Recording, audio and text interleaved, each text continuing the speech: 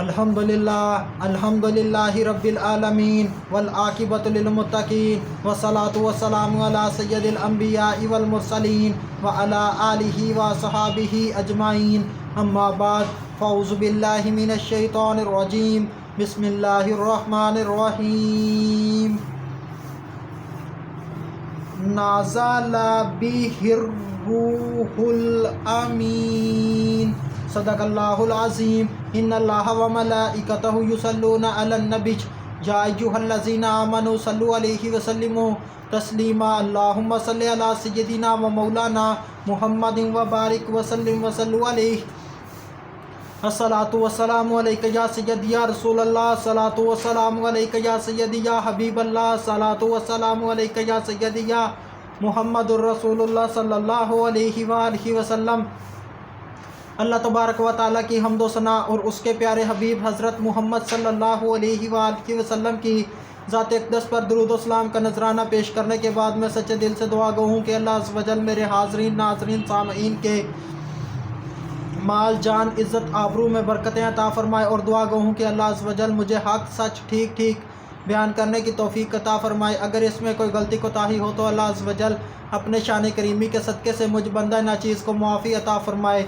دعائیہ کلمات کے بعد آج کا جو میرا عنوان ہے وہ ہے نزول قرآن۔ خطبہ کے اندر تلاوت کی گئی آیت کریمہ سورہ شعراء آیت نمبر 192 پارہ نمبر 19، ترجمہ اس سے روح الامین لے کر نازل ہوئے قرآن مجید کو حضرت جبرائیل علیہ السلام کے ذریعے سے نازل کیا گیا۔ حضرت جبرائیل علیہ السلام کو روح الامین کیوں کہتے ہیں؟ حضرت جبرائیل علیہ السلام کو روح کہنے کی پہلی وجہ حضرت جبرائیل علیہ السلام کو روح کہنے کی پہلی وجہ یہ ہے کہ حضرت جبرائیل علیہ السلام روح سے پیدا کیے گئے ہیں۔ حضرت جبرائیل علیہ السلام کو روح کہنے کی دوسری وجہ، جس طرح روح جسم کی زندگی کا سبب ہے، بالکل ایسے ہی حضرت جبرائیل علیہ السلام مکلف لوگوں کے دلوں کی زندگی کا سبب ہیں۔ علم اور معرفت کے نور سے دل زندہ ہوتے ہیں، جبکہ بے علمی اور جہالت سے دل مردہ ہو جاتے ہیں۔ حضرت جبرائیل علیہ السلام کے ذریعے سے وحی کا نزول ہوا، اس سے اللہ تبارک و تعالیٰ کی ذات اور صفات کی معرفت حاصل ہوئی۔ علم اور معرفت کی وجہ سے مردہ دل جو تھے، جو جہالت اور بے علمی کی وجہ سے تھے، مردہ ہو چکے تھے، وہ اس وجہ سے زندہ ہو گئے۔ تو اس لیے حضرت جبرائیل علیہ السلام کو روح کہتے ہیں، یعنی کہ اس سے مردہ دل زندہ ہو جاتے ہیں، اس سے معرفت اور علم حاصل ہوتا ہے اللہ کی ذات کا، اللہ کی صفات کا۔ اور حضرت جبرائیل علیہ السلام کو امین کیوں کہتے ہیں؟ حضرت جبرائیل علیہ السلام کو امین اس لیے کہتے ہیں کہ اللہ تبارک و تعالیٰ نے اپنے تمام انبیاء اور رسولوں تک اپنی وحی پہنچانے کے لیے حضرت جبرائیل علیہ السلام کو یہ امانت سونپی تھی، اس لیے حضرت جبرائیل علیہ السلام کو امین کہتے ہیں، یعنی کہ حضرت جبرائیل علیہ السلام اللہ کے پیغام کو لے کر اللہ کے ہر نبی ہر رسول تک گئے۔ حضرت جبرائیل علیہ السلام نے اللہ کا کلام، اللہ کا پیغام ویسے ہی پہنچایا جیسے اللہ تبارک و تعالیٰ کا کلام تھا۔ اس میں ایسا ہرگز نہیں ہے کہ حضرت جبرائیل علیہ السلام نے معاذ اللہ کے کلام کو اپنے لفظوں میں بیان کیا ہو یا پھر مفہوم بیان کیا ہو، ایسی بات ہرگز نہیں۔ جو اللہ کا کلام تھا جیسے تھا ویسے کا ویسے، ایک نقطہ کی بھی کمی بیشی کے بغیر اللہ کے نبیوں اور رسولوں تک پہنچایا۔ اس لیے حضرت جبرائیل علیہ السلام کو امین کہتے ہیں۔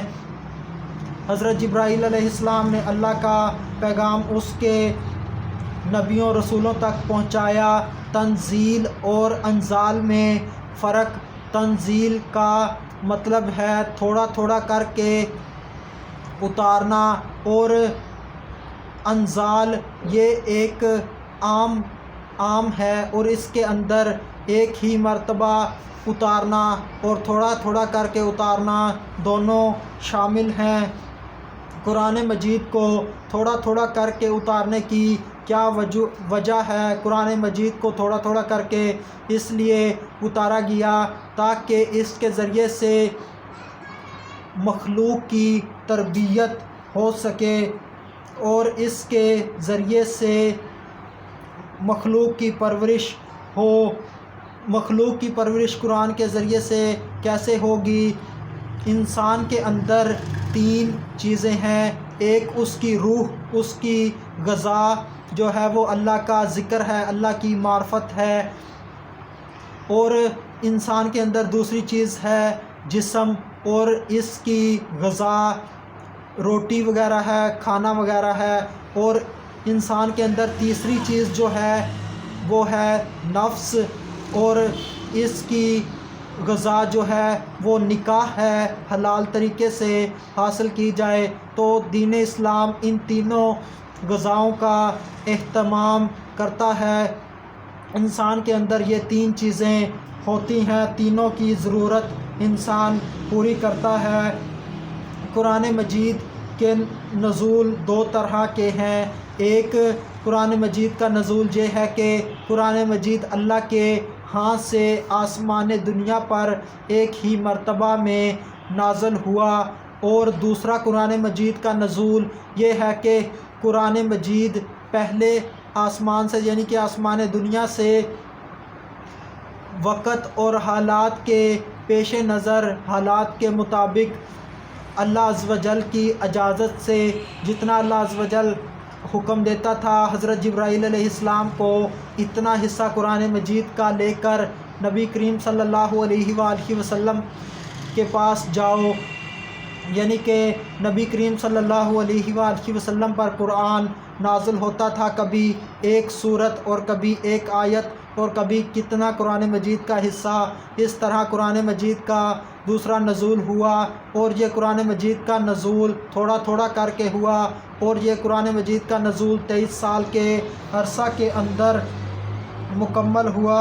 پہلی آسمانی کتابیں ایک ہی مرتبہ متعلقہ رسول کو عنایت کر دی گئیں، مگر قرآن مجید نبی پاک صلی اللہ علیہ وآلہ وسلم کو حالات و واقعات کے پیش نظر، حالات کے مطابق تھوڑا تھوڑا کر کے عطا فرمایا گیا۔ یہ میرے نبی کریم صلی اللہ علیہ وآلہ وسلم کی شان ہے۔ آخر میں اللہ تبارک و تعالیٰ سے دعا ہے کہ اللہ تبارک و تعالیٰ ہمیں قرآن مجید کے صدقے سے ہماری بلا حساب مغفرت فرمائے۔ وما